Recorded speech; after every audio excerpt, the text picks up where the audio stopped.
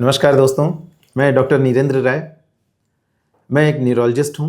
भोपाल में neuro city centre का मैं कंसल्टेंट न्यूरोलॉजिस्ट हूँ और समय समय पर आपके लिए मैं कोई न्यूरोलॉजी की बीमारियों की संबंधित सूचनाएं हम सामान्य भाषा में लाने की कोशिश करते हैं। हम चर्चा करेंगे एक बीमारी जिसका नाम है फंक्शनल न्यूरोलॉजिकल डेफिसिट।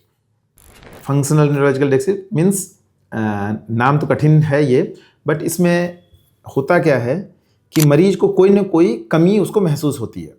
उसको महसूस होती है कि उसका एक हाथ कमज़ोर हो गया है, या उसका एक आधा शरीर कमज़ोर हो गया है, उसके दोनों पैर कमज़ोर हो गए हैं, उसे चलने में दिक्कत हो रही है, वो रह रह के बेहोश हो जाता है, घबराहट होने लगती है। ये सब लक्षण उसको इसके मिक्स विभिन्न प्रकार के कॉम्बिनेशन या उसमें से इतने जो लक्षण बताए उसमें से 2-4 लक्षण मिलके हो सकते हैं। जांच में कोई दिक्कत नहीं आती है और ये थोड़ा बदलता रहता है। जब हम भीड़ भाड़ में रहते हैं, जब हमें लगता है कि लोग ज़्यादा देख रहे हैं तो ये दिक्कत बढ़ जाती है। जब अकेले में रहते हैं तो ये दिक्कत थोड़ी कई बार कम अनुभव भी होती है। लोग कहते हैं कि तुम्हें कोई दिक्कत नहीं है, जाँच में कुछ नहीं आ रहा है, मरीज कहता है कि उसे दिक्कत है। ये बेसिकली हमारे ब्रेन में कुछ सेंटर हैं जो इन सब को कंट्रोल करते हैं। जैसे हमारे ब्रेन में हाथ पैर को कंट्रोल करने का अलग सेंटर है, दिल की धड़कन को कंट्रोल करने का अलग सेंटर है, खुशी को दुख को कंट्रोल करने का अलग सेंटर है। सबके अलग अलग सेंटर हैं ब्रेन में और उनको आपस में एक सर्किट से जुड़े हुए होते हैं। और कई बार महीनों तक वो उस कमी के साथ बैठा घूमता रहता है जबकि कमी कोई होती नहीं है। जैसे फंक्शनल डिस्टोनिया कहते हैं। मान लीजिए एक डिस्टोनिया एक बीमारी होती है जिसमें हमारे हाथ ऐसे टेढ़े हो रहे हैं। ये ब्रेन में सही में भी ये बीमारी होती है और जिसको फंक्शनल न्यूरोलॉजिकल डेफिसिट होता है वो भी ऐसे करके आ जाता है। कई मरीज हमारे पास आते हैं जो अजीब से झुक झुक के टेढ़े हो के चलते हैं।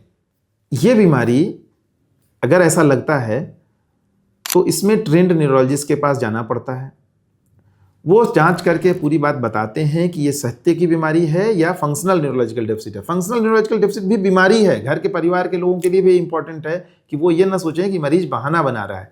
मरीज बहाना नहीं बनाता, उसके ब्रेन के कुछ सेंटर में ये दृढ़ विचार घुस जाता है कि उसमें वो कमी है। इसको कम करने के लिए एक पूरे टीम की ज़रूरत होती है इसके इलाज की। न्यूरोलॉजिस्ट जो डायग्नोसिस करता है, साइकेट्रिस्ट जो फिर उसके साथ दवाइयाँ करता है, और क्लिनिकल साइकोलॉजिस्ट जो उसके ब्रेन के उसके इंटरव्यू लेकर उसको काउंसिल करके ये पता करता है कि क्यों ये बीमारी उसके ब्रेन में घुस गई और उसको वो एक बोलचाल भाषा में करिए तो वो डिलीट करता है। ये उसमें मरीज को लक्षण क्या क्या हो सकते हैं। कई बार आप देखे होंगे कुछ महिलाएं या कुछ पुरुष अचानक बेहोश हो जाते हैं, फिर वो आधे घंटे 1 घंटे तक बेहोश पड़े रहते हैं, हाथ पैर टाइट, कुछ न उठते हैं न बैठते हैं। 1-1 घंटे तक लोग समझते हैं कि मिर्गी का दौरा है, लेकिन वो आधे 1 घंटे 2 घंटे तक वैसे ही, 3 घंटे तक 4 घंटे तक ऐसे ही पड़े रहते हैं। कुछ मरीज टेढ़े हो के एक पैर लचका के पूरा चलते हैं। कुछ को हमने कहा ये डिस्टोनिया जैसा हो सकता है, तो ये हाथ ऐसे पड़ा रह जाएगा। कभी सोएंगे तो वो खुल जाएगा, या कभी ध्यान हम कहीं और दे रहे हैं, जब उनका ध्यान पूरा किसी और तरफ चला गया तो ये टेढ़ापन कम हो जाता है। तो ये सब कुछ कुछ लक्षण होते हैं। अगर ऐसा है तो ये फंक्शनल न्यूरोलॉजिकल डेफिसिट भी एक, जिसको शॉर्ट में हम FND कहते हैं, ये एक इलाज वाली बीमारी है। और एक टीम वर्क के साथ, डॉक्टरों के टीम वर्क के साथ ये मरीज बिल्कुल अपना सामान्य जीवन बिता सकते हैं।